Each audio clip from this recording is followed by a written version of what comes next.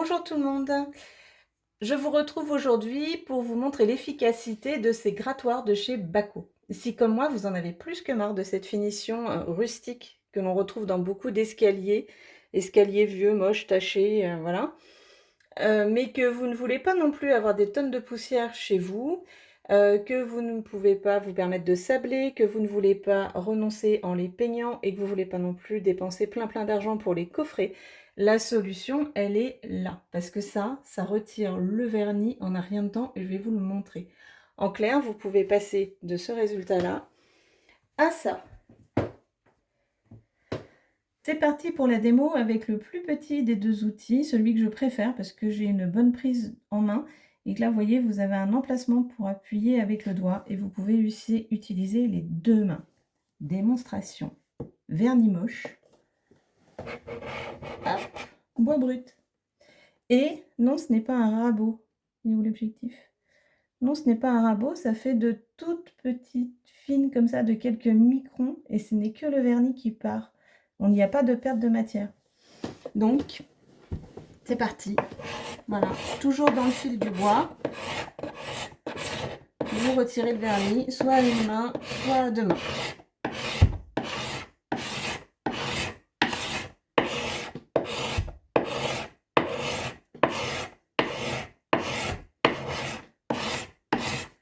Et voilà.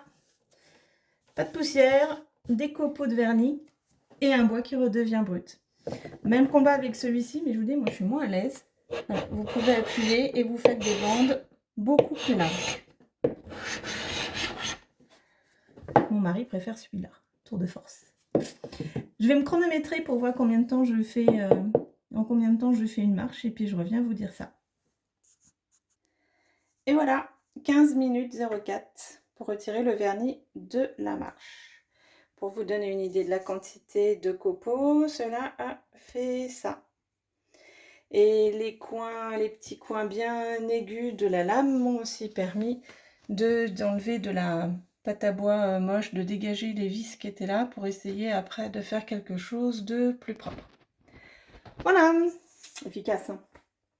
Bon alors bien entendu, cela n'exclut pas de poncer pour avoir un bois bien lisse et bien noble. Là par exemple, sur cette marche, pour vous montrer, voilà. Là, vous avez une partie poncée et là, vous avez la partie que j'ai raclée. Il va falloir le poncer avec plusieurs grains, mais au moins, on peut le faire qu'à la poncée, ce qui fait beaucoup moins de poussière dans la maison. Voilà, c'est tout pour cette démo escalier racloir Bako que voici.